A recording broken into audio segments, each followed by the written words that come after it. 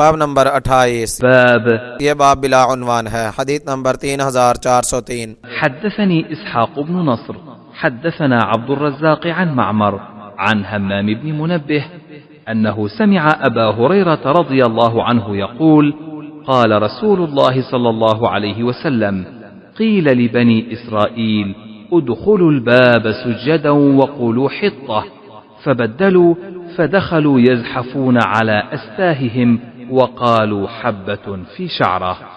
ابو ہریرہ رضی اللہ تعالیٰ عنہ سے روایت ہے کہ رسول اللہ صلی اللہ علیہ وسلم نے فرمایا، بنی اسرائیل سے کہا گیا دروازے میں سجدہ کرتے ہوئے داخل ہو جاؤ اور کہتے جاؤ حطۃ یعنی بخش دے، تو انہوں نے اسے بدل دیا، وہ اپنے چوتڑوں پر گھسڑتے ہوئے داخل ہوئے اور یہ کہتے گئے کہ بالیوں میں دانے ہوں۔ فائدہ، یہ باب پہلے باب کی فصل کی طرح ہے۔ مناسبت یہ ہے کہ یہاں موسیٰ علیہ السلام اور ان کی قوم کے معاملات بیان کیے جا رہے ہیں۔ انہیں شہر میں عاجزی کے ساتھ جھک کر داخل ہونے کا حکم دیا گیا اور داخل ہوتے ہوئے بخشش طلب کرنے کی تاکید کی گئی، مگر وہ اپنے چوتڑوں پر گھسڑتے ہوئے داخل ہوئے اور بخشش مانگنے کی بجائے بالی میں گندم مانگنے لگے، یعنی وہ ظالم اللہ تعالیٰ سے بھی ٹھٹھا کرنے لگے۔ مثل مشہور ہے، بازی بازی باریش بابا ہم بازی، تم کھیل کھیلتے ہو بابا کی داڑھی سے بھی کھیلتے ہو۔ حدیث نمبر 3404 حدثني إسحاق بن إبراهيم حدثنا روح بن عبادة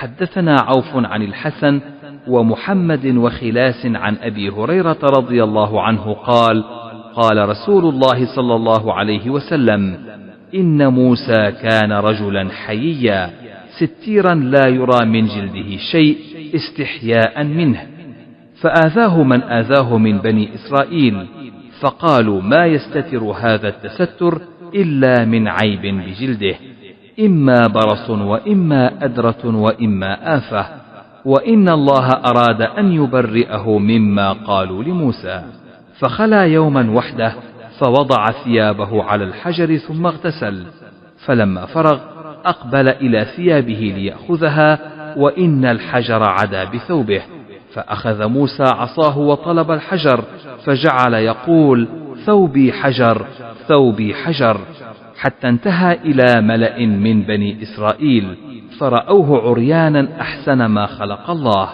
وأبرأه مما يقولون، وقام الحجر فأخذ ثوبه فلبسه وطفق بالحجر ضربا بعصاه، فوالله إن بالحجر لندبا من أثر ضربه 3 أو 4 أو 5، فذلك قوله يا أيها الذين آمنوا لا تكونوا كالذين آذوا موسى فبرأه الله مما قالوا وكان عند الله وجيها۔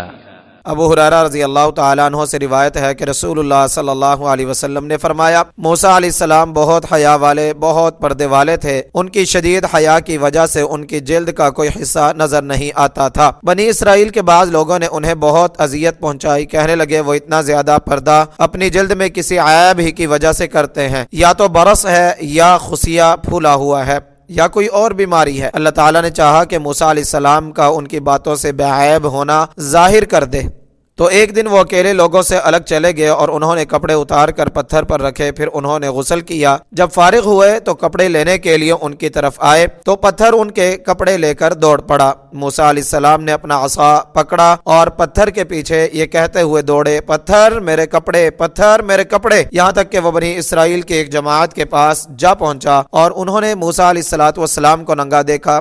وہ اللہ کی مخلوق میں سب سے زیادہ خوبصورت اور ان کے الزامات سے بالکل پاک تھے۔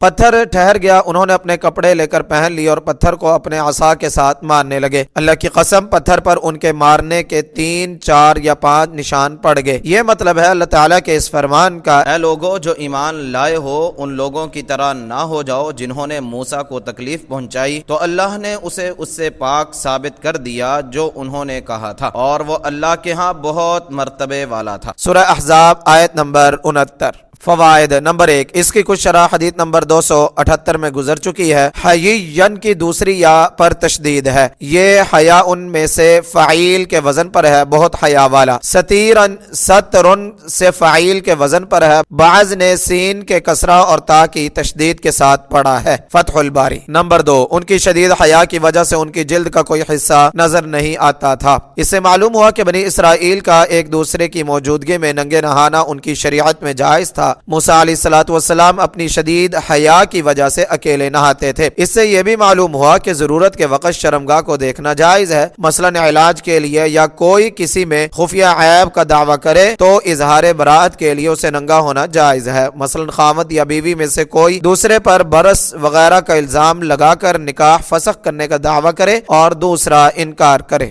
یہ بھی معلوم ہوا کہ انبیاء علیہ السلام صورت و سیرت میں اعلیٰ درجے کے کمال پر فائز ہوتے ہیں۔ ان میں سے خصوصاً موسیٰ علیہ السلام میں اللہ تعالیٰ نے بچپن ہی میں وہ حسن اور دلکشی رکھ دی تھی کہ جو دیکھتا ان سے محبت کرنے لگتا تھا، اور یہ کہ جو کسی نبی پر کوئی عیب لگائے اس کے کفر کا خطرہ ہے۔ اس میں موسیٰ علیہ السلام کا واضح معجزہ بھی ہے، پتھر پر لاٹھی سے نشان پڑنا ایک مزید معجزہ ہے، اور اس میں موسیٰ علیہ السلام کا اپنی قوم کے جاہلوں کے سلوک پر حد درجے کا صبر و تحمل بھی ظاہر ہے۔ فتح الباری۔ حدیث نمبر 3405۔ حدثنا أبو الوليد حدثنا شعبة عن الأعمش قال سمعت أبا وائل قال سمعت عبد الله رضي الله عنه قال قسم النبي صلى الله عليه وسلم قسما فقال رجل إن هذه لقسمة ما أريد بها وجه الله فأتيت النبي صلى الله عليه وسلم فأخبرته فغضب حتى رأيت الغضب في وجهه ثم قال يرحم الله موسى قد أوذي بأكثر من هذا فصبر۔ عبداللہ بن مسعود رضی اللہ تعالیٰ عنہ سے روایت ہے کہ نبی صلی اللہ علیہ وسلم نے کوئی چیز تقسیم کی تو ایک آدمی نے کہا یہ ایسی تقسیم ہے جس سے اللہ کے چہرے کا ارادہ نہیں کیا گیا۔ یہ سن کر میں نبی صلی اللہ علیہ وسلم کے پاس آیا اور آپ کو بتایا تو آپ غصے میں آ گئے، حتیٰ کہ میں نے وہ غصہ آپ کے چہرے میں دیکھا۔ پھر آپ نے فرمایا اللہ موسیٰ پر رحم کرے، یقیناً انہیں اس سے زیادہ اذیت دی گئی مگر انہوں نے صبر کیا۔ فائدہ، یہ حدیث نمبر 3150 میں کچھ تفصیل سے گزری ہے، یہاں اسے موسیٰ علیہ السلام کے ذکر کی وجہ سے لایا گیا ہے۔